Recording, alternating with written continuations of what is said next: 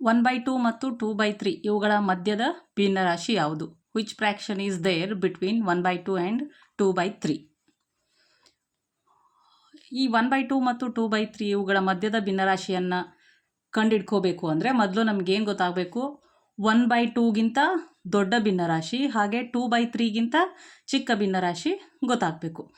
ಈಗ 1/ಗಿಂತ ದೊಡ್ಡದು 2/3ಗಿಂತ ಚಿಕ್ಕದು ಹಾಗೆ ನೋಡಿದ್ರೆ ಗೊತ್ತಾಗಲ್ಲ. ಏನು ಮಾಡ್ಕೋಬೇಕು? ಡಿನಾಮಿನೇಟರ್ಸ್ಗಳನ್ನು ಸೇಮ್ ಮಾಡ್ಕೋಬೇಕು. ಡಿನಾಮಿನೇಟರ್ ಸೇಮ್ ಮಾಡ್ಕೊಳ್ಳೋದು ಗೊತ್ತು ನಮಗೆ. ಹೇಗೆ ಅಂದರೆ ಡಿನಾಮಿನೇಟರ್ದು LCM ತೆಗಿತೀವಿ. 2ದು 3ದು 2 1s 3 ಹಾಗೆ ಉಳಿಯುತ್ತೆ. 3 1s 2 3s 6 LCM 6. ಹಾಗಾದರೆ ಡಿನಾಮಿನೇಟರ್ ಅದು 6 ಆಗಬೇಕು ಅಂದರೆ 2 ಟೇಬಲಲ್ಲಿ 6 ಯಾವಾಗ ಬರ್ತದೆ? 2 3s 6 1 3s 3 2 3s 6. ಹಾಗೆ ಇದನ್ನು ಕೂಡ ಹಾಗೆ ಮಾಡ್ಕೋಬೇಕು. 3 2s 6 ಇಲ್ಲೂ 2 3 2s 6. ಇಲ್ಲಿ 2 ಇಂದ ಮಲ್ಟಿಪ್ಲೈ ಮಾಡಿದ ಮೇಲೆ ಮೇಲೇನೂ ಕೂಡ 2 ಇಂದನೇ ಮಲ್ಟಿಪ್ಲೈ ಮಾಡಬೇಕು. 2 2s 4 3 2s 6.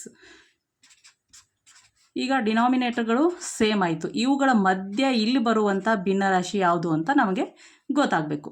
ಈಗ ಇಲ್ಲಿ 3 ಇದೆ, ಇಲ್ಲಿ 4 ಇದೆ, ಡಿನಾಮಿನೇಟರ್ ಸೇಮ್ ಇದೆ, ಆದರೂ ಕೂಡ ಇದರ ಮಧ್ಯೆ ಇರೋ ಭಿನ್ನರಾಶಿ ಗೊತ್ತಾಗ್ತಾ ಇಲ್ಲ. ಗೊತ್ತಾಗಬೇಕು ಅಂದರೆ ಏನು ಮಾಡಬೇಕು? ನಾವು ಈ ಎರಡೂ ಭಿನ್ನರಾಶಿಗಳ ಆ್ಯಾವ್ರೇಜ್ ತೆಗಿಬೇಕು. ಆವ್ರೇಜ್ ಹೇಗೆ ತೆಗಿತೀವಿ? 3/6 + 4/6/2 ಮಾಡಿದ್ರೆ ನಮಗೆ ಆವ್ರೇಜ್ ಸಿಗುತ್ತೆ. ಸೇಮ್ ಡಿನಾಮಿನೇಟರ್ ಇದ್ದಾಗ ನ್ಯೂಮರೇಟರ್ಗಳನ್ನು ಕೂಡಿದ್ರೆ ಅಷ್ಟೇ ಆನ್ಸರ್ ಸಿಗುತ್ತೆ ಇದಕ್ಕೆ. 3 + 4 7/6/2 7/6/2 ಇದ್ದಿದ್ದು ಇಂಟು ಆಗಿಬಿಟ್ಟು ರೆಸಿಪ್ರೋಕಲ್ ಆಗುತ್ತೆ. 2 ಅಂತಂದರೆ 1/2 ಆಗುತ್ತೆ. 7 1s 7 6 2s 12. ಹಾಗಾದರೆ 1/2 ಮತ್ತು 2/3 ಇವುಗಳ ಮಧ್ಯೆ ಇರುವಂಥ ಭಿನ್ನರಾಶಿ ಯಾವುದು ಅಂತಂದರೆ 7/12. ಈ ಫ್ರ್ಯಾಕ್ಷನ್ ಇವುಗಳ ಮಧ್ಯೆ ಇರುತ್ತೆ. ಸರಿನಾ ಅಲ್ವಾ ಅಂತ ನೋಡೋಕ್ಕೆ ಏನು ಮಾಡಬೇಕು ನಾವೀಗ?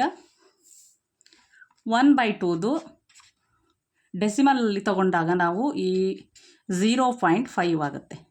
ಹಾಗೆ 7/12ದು 0.583 ಸಿಗುತ್ತೆ. ಹಾಗೆ 2/3ದು 0.66 ಸಮಥಿಂಗ್ ಸಿಗುತ್ತೆ. ಇವಾಗ ನೋಡಿ ಕರೆಕ್ಟಾಗಿ ಗೊತ್ತಾಗಿದೆ. 0.5 0.58 0.6 ಇವುಗಳ ಮಧ್ಯೆ ಬರೋದು 7/12. ಇದು ರೈಟ್ ಆನ್ಸರ್.